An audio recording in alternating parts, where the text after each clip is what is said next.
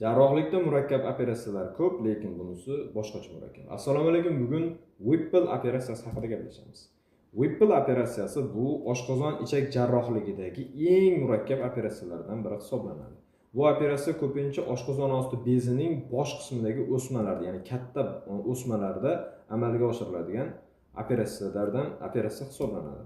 Bu operatsiyani birinchi marta amerikalik jarroh Alan Oldfather Whipple tomonidan 1835-yilda keng joriy etilgan va shundan beri bu operatsiya amalga oshirilib kelmoqda.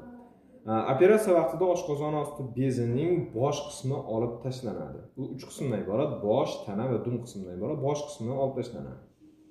Shu bilan birgalikda oshqozon osti bezining bosh qismi 12 barmoq ichakning qisman yoki to'liq aylana holatda o'rab turganligi sababli 12 barmoq ichak ham birgalikda olib tashlanadi. Bu joyda o't yo'lini joylashganligi uchun umumiy o't tufagi va umumiy o't yo'lini bir qismi ham rezeksiya qilib birgalikda olib tashlanadi. Ba'zi holatlarda esa oshqozonning bir qismi ham olib tashlanishiga to'g'ri keladi. Va bundan keyin esa xuddi shu qolgan qismlarni bir-biriga ulash uchun anastomozlar amalga oshirishni boshlanadi. Ya'ni ingichka ichakni olib kelinadi-da, ingichka ichakni oshqozonning qolgan qismi bilan ulanadi. Umumiy o't yo'lidan qolgan qismda ham ingichka ichakka va oshqozon osti bezining qolgan tana va dum qismini ham o'sha ingichka ichakka navbatma va ketma-ketlik bilan birgalikda ulab chiqiladi. Bu operatsiya juda murakkab operatsiya bo'ladi va buni amalga oshirish uchun yuqori tajribali xirurglarni bu jarayonda ish faoliyatini amalga oshirishga to'g'ri keladi.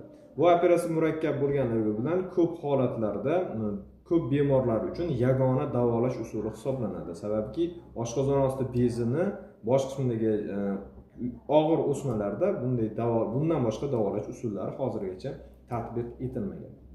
Jarrohlik haqida shunday qisqa va foydali ma'lumotlar haqida bilmoqchi bo'lsangiz, sahifaga obuna bo'ling. Videoni yaqinlaringizga ulashing. Ismim Shukurjon, xirurgman. Har kuni biror kasallik haqida ozgina gaplashamiz. Rahmat.